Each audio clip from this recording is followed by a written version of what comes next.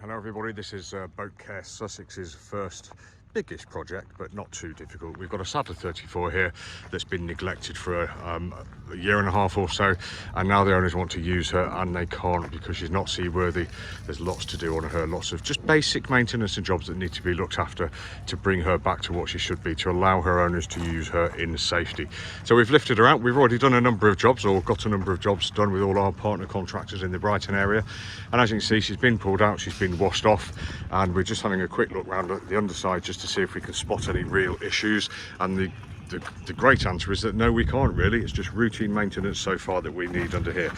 Just to note here, this is probably where the boat, the keel's been sitting in the mud at low tide, so that has a tendency to rub away the anti-foul.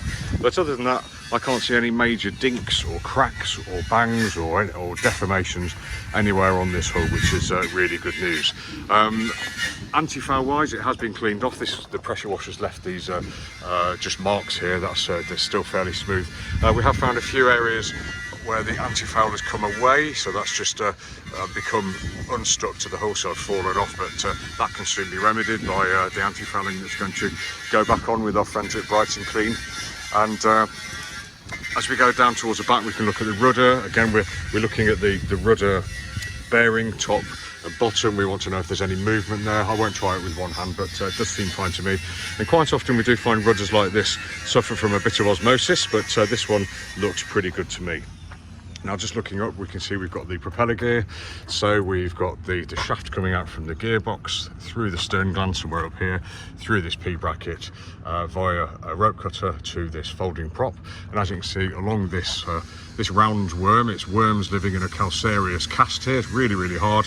They're called Serpula vermicularis, and they live on the undersides of boats and all sorts of other stuff. This one needs to come off, and the same on the propeller. That needs to come off there too, along with the marine growth on the propeller here, because that will ruin the propeller efficiency if all of that marine life is left in place. That will cost you over time in fuel and speed, trust me. But generally speaking, we've got the folding prop, seems in good order. It's not too loose, not too tight. After lots of time of not being used, the propeller shaft does turn nicely and smoothly, although it is a bit stiff. I assess that's probably because of lack of use over time.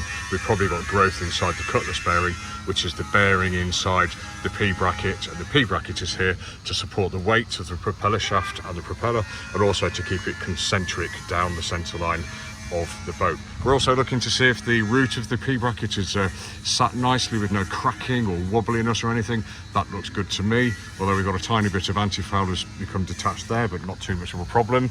And if we move forward, we're looking for the condition of the anode. Now, that anode has been underwater for about 3 years.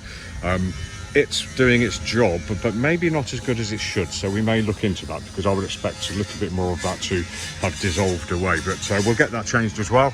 And then just coming around to the port side, again, pretty much a mirror of the starboard side.